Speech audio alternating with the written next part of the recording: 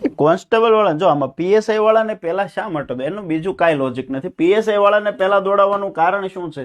PSI વાળાને પહેલા આમાં છે ને કોઈ કારણ હોય. પીએસઆઈ વાળાને પહેલા કેમ દોડાવે કે પહેલા કોન્સ્ટેબલ વાળાને કેમ ન દોડાવે? એનું એક જ કારણ છે કે પીએસઆઈ વાળા જે છે આના પેપર 2 છે, પેપર 1 અને પેપર 2. પેપર 2 ચેક કરવામાં સમય માગશે, બરોબર. એટલા માટે આનું ગ્રાઉન્ડ પહેલા લઈને આને નવરા કરી દે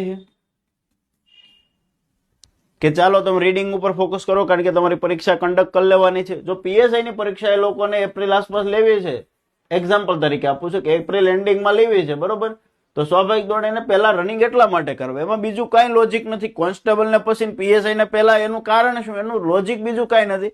લોજિક એકમાત્ર આ જ છે, બરોબર. એકમાત્ર લોજિક આ જ છે કે પીએસઆઈ ની પરીક્ષા વહેલા કન્ડક્ટ કરવાની, કારણ કે પેપર 2 જે વર્ણનાત્મક છે એ આમ વ્યક્તિગત રીતે ચેક કરવું. આ કોઈ કોમ્પ્યુટરાઇઝ ચેક નહીં થાય. પેપર 1 જે છે તો કોન્સ્ટેબલ નું પેપર છે તો એ કોમ્પ્યુટરાઇઝ ચેક થશે.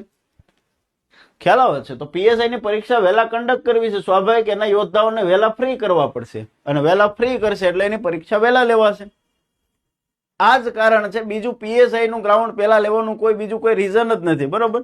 એટલા માટે એવું લાગે છે કે ભાઈ પીએસઆઈ વાળાને પહેલા દોડાવશે, બરોબર. હા, પછી કોક એમ કે એલઆરડી વાળાને એ પોતાના વ્યક્તિગત મંતવ્યો રજૂ કરે, એમાં આપણને વાંધો ન હોવો જોઈએ. તમને મને શું વાંધો હોય ભાઈ, બરોબર. આમાં કોમેન્ટમાં ઘણા કે સાહેબ ફલાણા કે XYZ કોઈ વ્યક્તિના નામ લઈને કે સાહેબ એને એમ કીધું કે એલઆરડી પહેલા લે, તો આપણને વાંધો શું છે, બરોબર. એ કે તો ભલે કે, આપણે આપણી થોડોક વિચારધારા લગાવવી પડે. આપણે તૈયારી કરતો તો એટલું દિમાગ તો લગાવવું જોઈએ કે આનું પેલા શા માટે આવે, બરોબર છે.